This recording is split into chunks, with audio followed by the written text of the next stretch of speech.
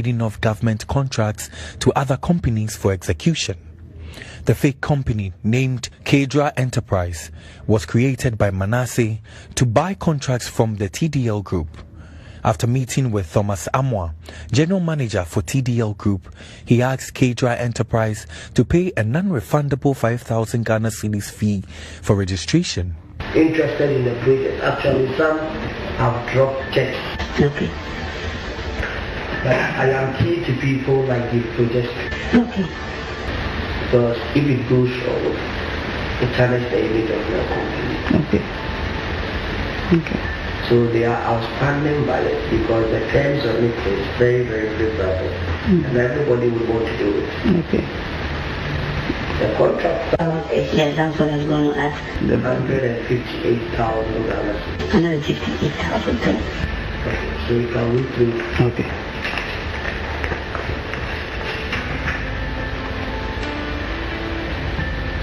You said the registration is 5,000 cedis. Okay, so without that we cannot proceed with any further engagement. Okay. In order to have access to the draft contract, GHOne Enterprise paid 10,000 Ghana cedis to the TDL Group. After everything, the contract sum now came to 158,900 Ghana cedis. Some of the contracts included a project of the Santa Maria Drains, Woolensey Chamber Feeder Road, among others. At the time of filing this documentary, the Woolensey Chamber Feeder Road contract was for sale at 15% of the contract sum. Thomas Amwa told Manasseh's team that the 15% being charged would be used to sort out officials who granted them the contract. 15% by the time we get paid, and you say the one you left for the company for first The little. Else your payment not go good for. Yeah, like for the if you raise the certificate. The place people pass sort out. That's why I say people work, some are paid. Yes. Some are not paid. Yeah. Because those who have not paid, It's because they are not. so you go and buy project somewhere. Let me call you back, okay? You go and buy project somewhere, and then payment is done. That is the whole thing. Suspecting conflict of interest, the freelance journalist sought to find out the shareholders of the TDL Group. The PPA boss, GHOne J, his wife and brother-in-law were alleged to have shares in the company. Identification number of the GHOne J in the registration of Talent Discovery Limited is the same tax identification number used by the GHOne J in the company she jointly owns with Manasseh J. My investigation also revealed that the wife of the PPA CEO is called Manasseh J, so it is highly probable that the GHOne J of the TDL Group is the same GHOne J of the Public Procurement Authority. In an interview to find out the truth about the shareholders of the TDL Group, this is what the PPA boss told Manasseh. Say, do you know of a company called Talent Discovery Limited? I do. Is it your company? No. So how do you know this company? It's a cousin of mine. Okay. We have information that this company has been brought here a number of times for approval, restricted tendering. Yes. Did it come to your attention? Yes. And what did you do about it? Yes, I did declare at the board meeting. You have evidence to show? Yeah. Today? No, it's there. It's in our minutes. Yes, but I'm saying if we want to find out. Yes, it's in the minutes, so you can always find out. Okay. And what's the name of this your cousin? I wouldn't disclose it. You can have it if you want it. We have done our checks and it's not your cousin, but your name is on the registration document. It's not my cousin, he's my in-law, my brother-in-law. Your brother-in-law, and yeah. What's his name? I will not disclose his name. Francis Ahim. Yeah. And then you are the majority shareholder and also a director. I'm not the majority shareholder. I'm a director. A director and then 60% shareholding? No. It is 50-50. And who is the second shareholder? Just two of us. So it is your company? I have a shares in it. It is alleged from the undercover piece that the TDL group was set up by the PPA boss after he was appointed into office in 2017.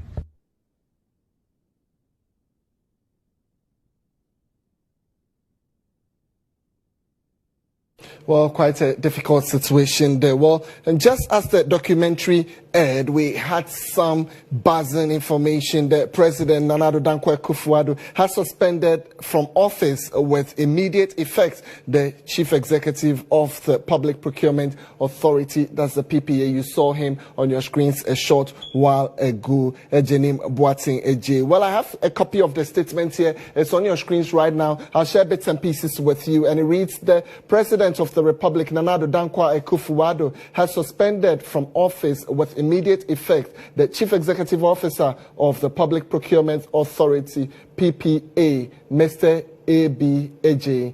This follows the broadcast of allegations made against him in an investigation documentary conducted by Manasseh Azuri Awuni titled Contracts for Sale. Well, President Akufo-Addo subsequently referred the allegations involving conflict of interest to the Commission on Human Rights and Administrative Justice and those relating to potential acts of corruption to the Office of the Special Prosecutor. Well, I'll be going on the phone lines very shortly to speak to the Deputy Minister of Information, Pius Enam Hajide. Many thanks, sir, for joining us this evening. I must say, I beg your pardon, I must say the President acted very swiftly by suspending the former PPA boss.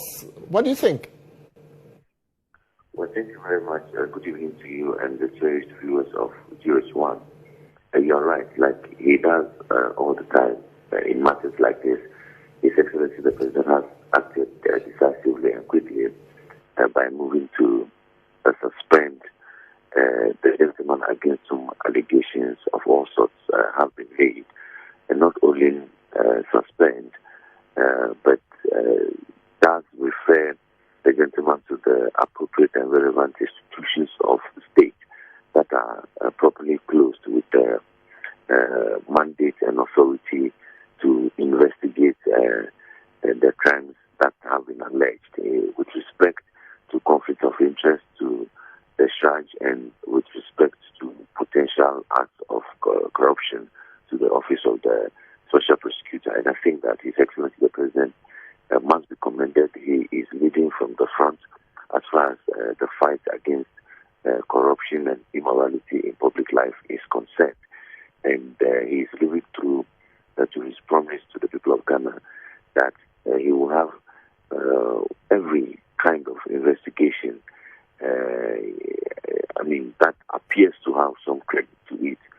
He will have it properly investigated. But of course, applying the rules of natural justice, people against whom allegations have been made must be given a fair hearing before the relevant authorities. And if found guilty, I can assure that punishment will be exacted. And the President has to be commended from leading from the front on this regard. But Pius, help me get a clearer understanding and also educate my viewers more. So, yes to Shraj, and also a letter written to the Special Prosecutor. Why do you think that the President had to take this initiative by writing to both institutions? I think that this is very much in concert with his practice, and this is also in concert not just with his practice, but with the spirit and letter of the laws of this country. You know that we have an Office of the Special Prosecutor Act that sets out exactly what the jurisdiction, as it were, of the Special Prosecutor ought to be. And is given precedent in the form of a judgment from the courts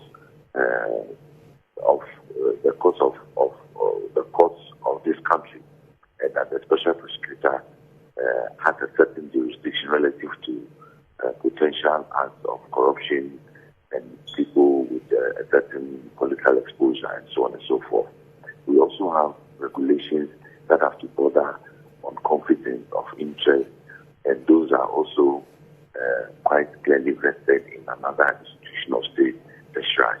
And this is not the first time when the president believes that some other criminal matter that involves criminal investigations and possible criminal prosecution, the president has been quick to also refer those matters to the police and so on and so forth. So we are quite clear that once we intend to crack the whip and to punish corruption and to set good examples, the rights of individuals and citizens must be respected to the extent that the rules of the game, the institutions of state that have the power and authority to investigate must be allowed to investigate, and they are those are the proper platforms for the interrogation of these matters, and that is why His Excellency would normally refer these matters for proper investigation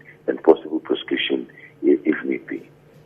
Quite interesting. Now, Pius, for the sake of my viewers, if you hold on a little bit for me, let me just run through quickly the letter that was written to the special prosecutor and also that of Shraj. I'll be very brief on it, and this is coming from the presidency and is signed by Nana Bediachio Asante, Secretary to the President, and it reads, I am directed by the President of the Republic to refer to the Commission on Human Rights and Administrative Justice, the Shraj, allegations of conflict of interest made against Mr. Ejenim Boateng Eje, Chief Executive Officer of the Public Procurement Authority, in a documentary titled Contracts for Silver by Manasseh Azure Aweni. Well, it aired, and it goes on to say that a copy is contained in the letter. It's on your screens there. That was the letter the president sent to Shraj. I'll quickly roll through and see if I can get a letter also to the special prosecutor very shortly, and then we could quickly look at that one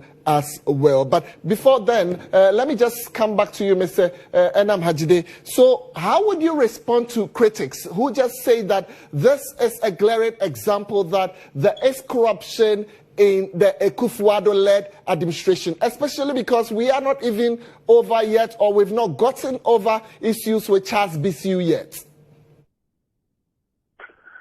Well, I hold the view that this is yet one of the other examples that this is a government that is committed to fighting corruption, and we have a president that is committed to leading from the front. Ours is but a human institution, and the promise that we made to the people of Ghana is to crack the whip when there is a need to do that.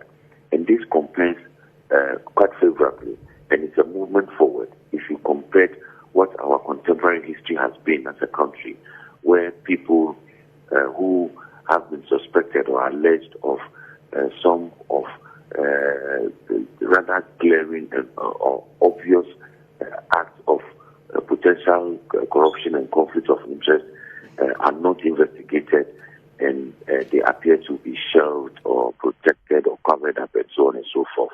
And so this any government is a human institution, and you cannot tell the construction of the human mind by looking on the faces of people. And so it is possible that from time to time you may have one or two officials falling below expectation. But what the mark of a good leader, what the mark of a government that is committed to fighting corruption, what the mark is, what the people expect to see, is what actions are taken in response to those failures or limitations, if you may. And ours is a government that has shown that on every matter of allegation, albeit unsubstantiated and or substantiated or whatever, no matter when an allegation is made that in the view of the generality of the Ghanaian public is worthy of interrogation, is worthy of investigation, His Excellency the President has not shied away from asking people to step aside and to have these matters properly investigated. As for allegations, my brother, let's bear in mind that they can't be made, but they have to be investigated. Right. You cannot punish persons just on the basis of allegations. We have to move beyond the allegations and establish facts and then move beyond the facts and prosecute.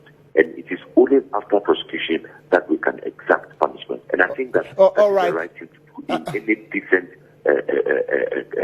country. Okay, Pius and Amhajide, I can say a big thank you to you. That's the Deputy Information Minister joining us with government sides on the suspension of the PPA boss. Let me get to the anti-graft body and let's share some perspective from corruption watchers in the country. Linda Ofori-Kwafu heads the Ghana Integrity Initiative. She's also the board chairman of the Office of the Special Prosecutor and Beauty MFA. I will be getting later on the line. But let me engage Linda Ofori-Kwafu now. Thank you very much, madam, and my apologies for making you hold on for quite a while. But Linda, when you watched the documentary, what do you think the content really told you? Please, you have to repeat the question again. Okay, let me just find out from you. So I'm trying to get, you watched this documentary and I'm sure you've had the opportunity to just get the content of it. My question is, what did you think of the content, especially as the country is trying to fight corruption in earnest? And I know you've been at the forefront crusading against corruption. When you saw the content, how did you feel? Okay, so I must say that we already know that contracts are sold in this country. And then, so the Ghana Integrity Initiative supported Manasseh's work because we're very much interested to find the people behind the sale of the contract.